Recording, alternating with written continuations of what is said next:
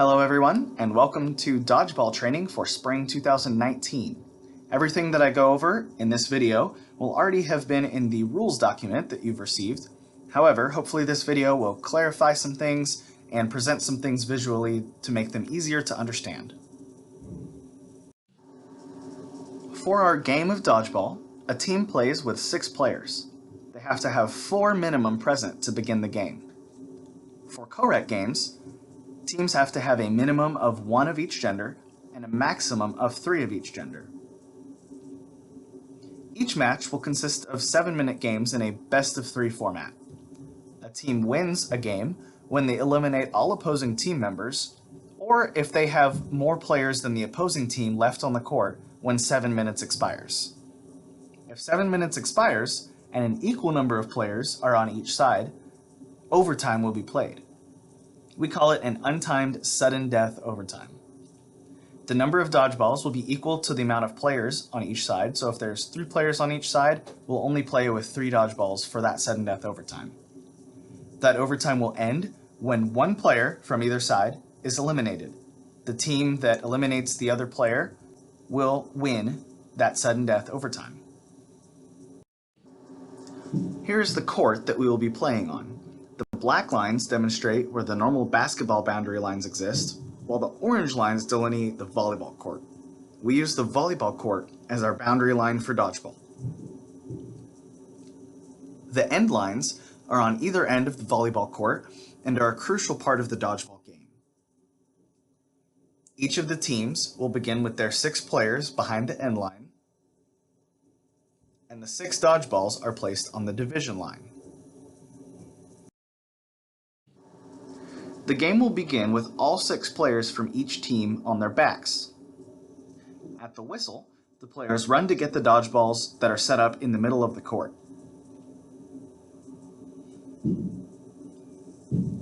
Once they retrieve the dodgeballs, they have to bring them back across their own end line before they can throw the ball. The ball simply has to get past the end line so they can throw it to a teammate standing behind the end line, or they can cross the end line themselves after retrieving the ball and running with it. This player right here can't throw the ball yet because that ball hasn't crossed the end line. Once all of the balls have been brought back behind the end line for the first time, a team can throw them from anywhere around the court within their half of the boundary. If a ball goes outside the boundary, only 1 player per team can exit to retrieve a ball. They have to exit and return through that end line. Before leaving, they have to signal to the official that they're doing so.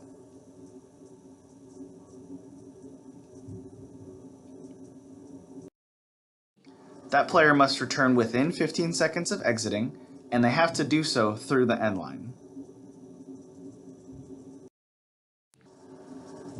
As is stated in the rules, a player can be hit and eliminated by a live thrown ball at any point. This includes when they're outside the boundaries.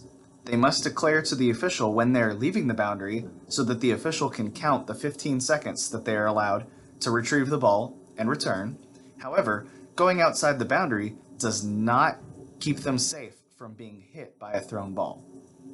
If another player throws a ball while they're outside the boundary and they're hit, they are out. The division line, or half-court line, is the boundary that separates the teams. Players cannot cross the half-court line when attempting to make a throw, or at any other point in the game. If a player does step over the line, they're out. If they subsequently throw a ball, that ball is dead and cannot eliminate any opposing team players. Let's talk about how to eliminate a player. That player can be eliminated when they're struck by a live thrown ball by an opponent. We'll talk about what live means in a second and some of the instances where a thrown ball becomes dead and can no longer eliminate players. Like we already talked about, that player can be standing in any location in or out of the boundary and be hit by a ball and be out. A player is eliminated if they're trying to deflect a thrown ball and in the process drop the ball they're holding. If a player leaves the boundary area in an attempt to avoid a thrown ball, they are out. Like we already talked about, they're eliminated when they cross the boundary line, or if they hit an opponent with the ball above the shoulders in a normal standing position. We'll clarify this next slide. If they throw a ball and an opponent catches that ball, the thrower is out. Or a player is eliminated by the officials if they do not return into the boundary lines within 15 seconds of exiting to retrieve a ball.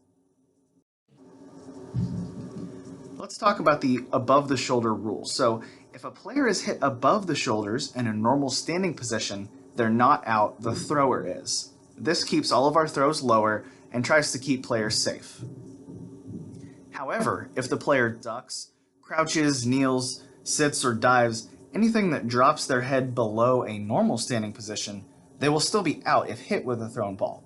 The intent of this rule is to lower the strike zone, not to absolve any hits to the head. Let's talk about what a live ball is. A live ball is one that has been thrown and hasn't touched anything that causes it to be dead. So what things cause it to be dead?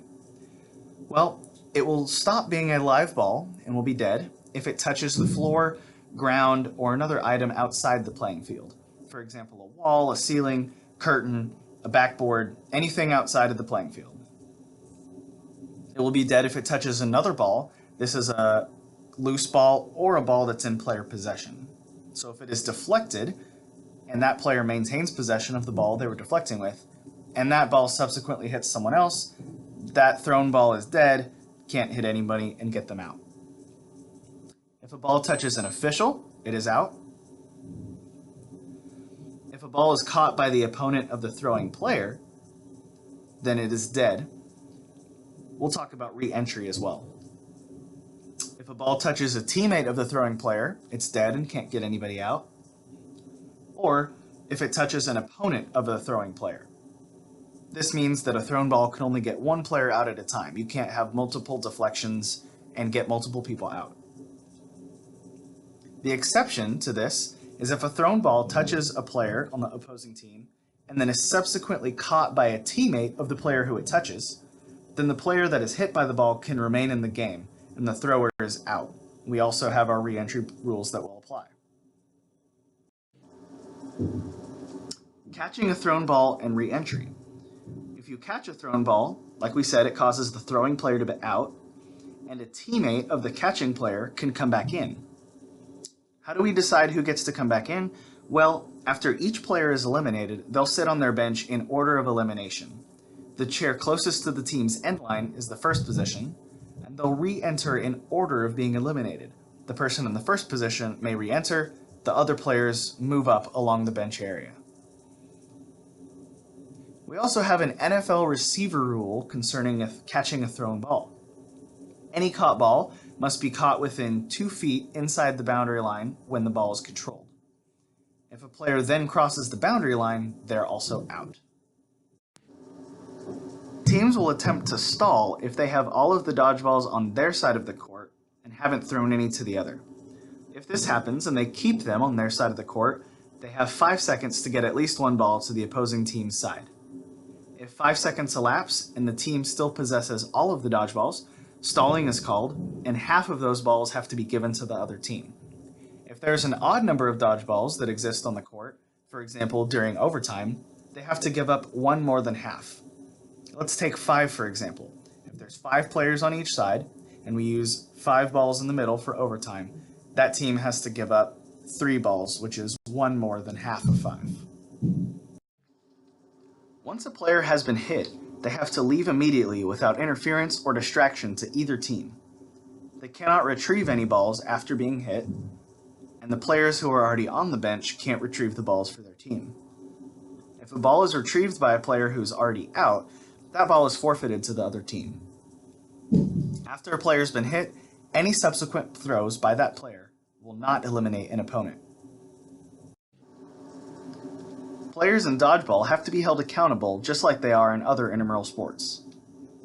Any player who behaves in an unsporting way, like arguing with officials, taunting an opponent, will be shown a yellow card. They will sit out for the remainder of that game and cannot re-enter until the beginning of the next game. If a player receives a second yellow, they are ejected and their team has to play down a player for the remainder of the match.